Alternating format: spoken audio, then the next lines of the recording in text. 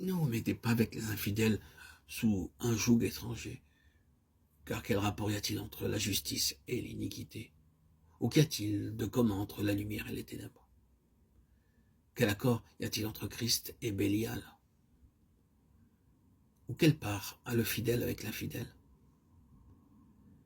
Quel rapport y a-t-il entre le temple de Dieu et les idoles? Car nous sommes le temple du Dieu vivant.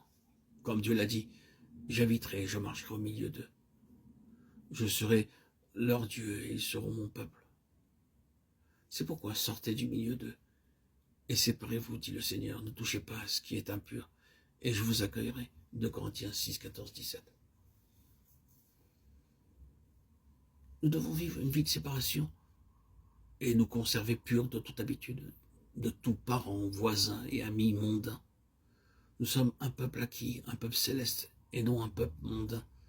Lorsque les gens vous rendent visite, ils doivent savoir que c'est une maison de Dieu, et non une maison mondaine. Regardant autour d'eux, ils devraient recevoir cette première impression, à savoir si Dieu habite ici ou non. Malgré cela, ces hommes aussi entraînés par leur rêverie, souillent pareillement leur chair, méprisent l'autorité et injurient les gloires. Ce sont des tâches dont vos agapes, faisant impudemment bonne chère, se repaissant eux-mêmes. Ce sont des nuées sans eau poussées par les vents, des arbres d'automne sans fruits, de foie mort, déracinés. Pour vous, bien-aimés, vous êtes édifiant vous-même. Vous édifiant vous-même sur votre très sainte foi et priant par le Saint-Esprit, sauvez-en d'autres en les arrachant du feu.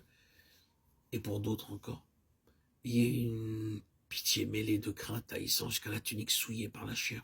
Jude 8, 12, 20, 23. Vivre une vie de complète séparation.